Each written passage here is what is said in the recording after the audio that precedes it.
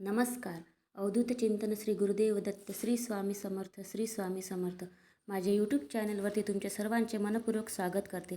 तर आज आपण जाणून घेणार आहोत अधिक मासात कोणती ती कामे आहेत जे केल्याने भयंकर असे परिणाम भोगावे लागतील.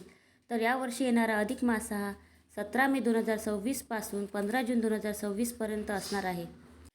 तर अधिक मास हा दर 3 वर्षांनी येतो. म्हणजेच यावर्षी अधिक मास असतो त्या वर्षी 13 महिने असतात. ज्येष्ठाचा महिना हा डबल आलेला असतो व या धोंड्याच्या महिन्यामध्ये सर्व सणवार ही काही दिवसांनी समोर जातात. तर जाणून घेऊया कोणती कामे आहेत ते. अधिक मासात कुलदेवीला जाणे. हो, अधिक मासात कुलदेवीला जाणे चांगले आहे. विष्णू भगवानसोबतच कुलदेवीचे दर्शन घेणे हे सुद्धा आपल्या कुटुंबावर येणाऱ्या संकटांना आळा घालते. शक्य झालं तर आपल्या कुलदेवीचे दर्शन घ्यावे. कोणी म्हणेल की कुलदेवीला जाऊ नये, तर तसे नाही. जर आपण कुलदेवीचे जर दर्शन घेतले तर आपल्या कुटुंबावर जे येणारे संकट आहे ते येणार नाहीत. दुसरं कार्य म्हणजे लग्न, मुंडन, गृहप्रवेश ही कामे चुकूनही करू नये. अधिकच्या महिन्यामध्ये किंवा धोंड्याच्या महिन्यामध्ये ही शुभ कार्य करू नये. जर आपण ही चुकूनही कामे केली तर पुरुषोत्तम भगवान नाराज होऊन व आपले वास्तुदेवता नाराज होईल व त्याचे खूप भारी व भयंकर परिणाम आपल्या कुटुंबाला भोगावे लागतील. म्हणून ही कामे करू नये. धोंड्याच्या महिन्यामध्ये वर्ष, श्राद्ध, तेरवी, वाढदिवस ही कामे आपण करू शकतो. जर त्या महिन्यामध्ये वर्ष, श्राद्ध येत असेल व आपण जर केले नाही तर आपले पूर्वज नाराज होईल व आपल्या कुटुंबाला त्याचे परिणाम भोगावे लागतील. म्हणून या महिन्यामध्ये वर्ष, श्राद्ध येत असेल तर ते करून घ्यावे. जर आपल्या बाळाचे मुंडन करत असेल, आपण जर नवस केला असेल आणि ते मुंडन जर करत असेल पण ते मुंडन आपण त्या महिन्यामध्ये चुकूनही करू नये, कारण त्यामुळे त्याचे वाईट परिणाम आपल्या बाळावर होईल. म्हणून त्या महिन्यामध्ये मुंडन करू नये. लग्न, गृहप्रवेश ही सुद्धा कामे करू नये. याउलट आपण तेरवी, वाढदिवस असेल तर आपण करू शकतो आणि सत्यनारायणाची पूजा पण करू शकतो.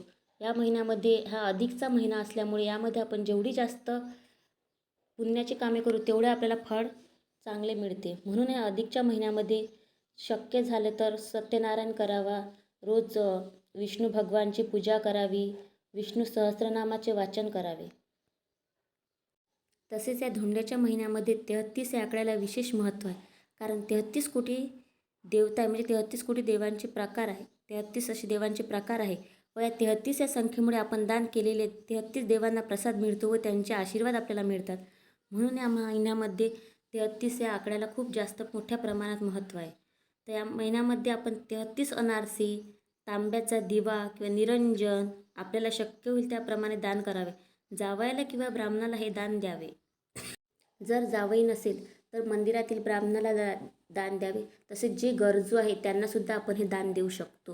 कारण गरजूंना दान दिल्याने त्यांच्या मनाचे समाधान होते आणि आपल्यालाही असे विशेष असे पुण्य प्राप्त होते. आपल्या मनालासुद्धा खूप चांगले समाधान मिळते. तसेच धोंड्याच्या महिन्यामध्ये अनारसे देण्याला खूप जास्त महत्त्व आहे. तर अनारसेच का द्यावे? कारण अनारशाला खूप जास्त जाळी असतात आणि जितक्या जास्त जाळी तितके वर्ष आपल्याला विष्णूचा आशीर्वाद मिळतो, भगवान विष्णूंचा आशीर्वाद मिळतो. म्हणून या धोंड्याच्या महिन्यामध्ये विष्णू सहस्त्रनाम, राम रक्षास्तोत्र याचे वाचन करावे. ओम नमो भगवते वासुदेवाय नामाचा जप करावा व भगवान विष्णूची मनोभावे सेवा करावी.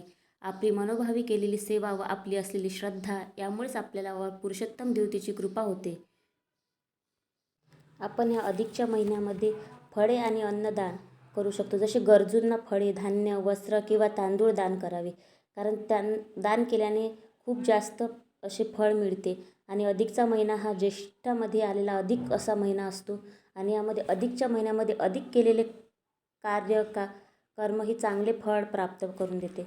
म्हणून आपण ते दान करावे आणि विष्णूची ही मनोभावे अशी पूजा करावी. रोज आपल्याला शक्य होईल तर ओम नमो भगवते वासुदेवाय नामाचा जप करावा. कमीत कमी 108 वेळा तरी आपण हा जप करावा आणि शक्य होईल तर विष्णू सहस्त्रनाम वाचावे आणि जास्तीत जास्त आपल्याला फळप्राप्ती कशी मिळेल ते करावे. आणि या अधिकच्या महिन्यामध्ये चुकूनही मांसाहार करू नये. सात्विक असे भोजन घ्यावे.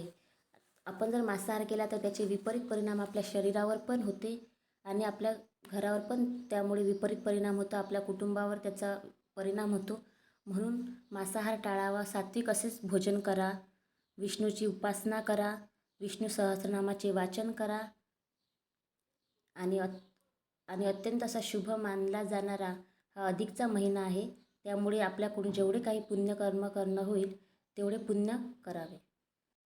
तांबा पितळेच दान द्यावे, सोन्या चांदीचे दिले पाहिजे असे काही नाही आहे. तांब्याला खूप महत्त्व आहे. तांब्याचं निरंजन दान द्या, जावयाला किंवा ब्राह्मणाला दान द्या.